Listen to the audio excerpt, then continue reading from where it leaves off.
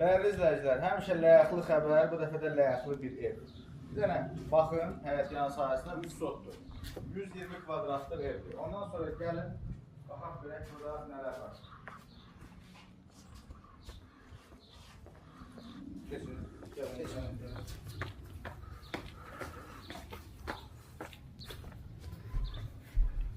Bura əməlli başlı bir dəhlizdir da bura, giriş dəhlizi. Bəli, giriş dəhlizi. Dəhlizdir, bura nədir? Bura bizim... Bura nə nədir? Bunlar da qonaq otağı, azca 25 kvadratdır da təxminən. Bəli, 25-30 kvadrat. 25 kvadratdır, çox kifayət qədər iridir.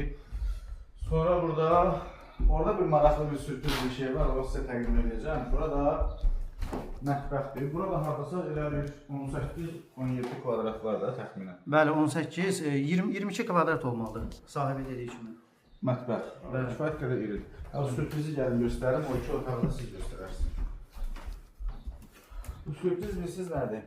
Bundan yəqin ki, biraz bunu aşağıdan çəkin zəhmət olmasa, baxın. Nostaljidir də, yəni bu hər halda bu şəxsi tikili olduğu elə bundan da bəllidir də hər halda ki. Bu otaqlar nələrdir, onlara da zəhmət olmasa göstərin. Bizim ikinci yataq otağımız evimizin sürprizlərlə doludur müəllimin dediyi kimi. Evimiz bütün əşyaların hər biri qalacaq. Qiymətə daxildir. Mətbəx mübələdir, divan, kreslo, yataq dəstələri, paltar şkafı. Evimizin ora qaldı, ora ehtiyac yoxdur. Tam hazır. Ora var, amma göstərmirik də yəni. Təxminən olsa aşağı yuxarı olur da. Evimiz 4 otaqdan dostlar. 120 kvadrat beton kəmər hər bir mövcuddur. Marşrut xətti ilə 150 metr məsafədə yerləşir. Evimizin start qiyməti 89.000 manatdır. Real alıcı olsa endirim olacaq. Müəllimin də səhifəsindən gələn olsa, müəllimin də adından gələn olsa yaxşı bir endirim eləyəcək inşallah.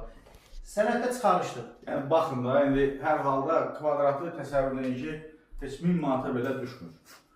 800-750 manat, amma doğrudan da çox keyfiyyətli tikilidir. Yəni 8 daşın üzərində özdə belə deyək də tam təmirli vəziyyətdə. Baxın, nətərliyərləri o fürsəti qaçırmayın. Çünki bu qiymətə, bu ərazidə 150 metr marşrut xətti ilə ev doğrudan da bu artıq o deyirləri düşmə variant, elə bir şeydir. Bir də bilirəm, aşağıda yazarsınız bu materiali edir filan. Mən sizə bir dənə bir şey deyim də, çayxanada oturub onun pulunu saymaqdansa yenə zəhmət çəkib pul qazanmaq yaxşı.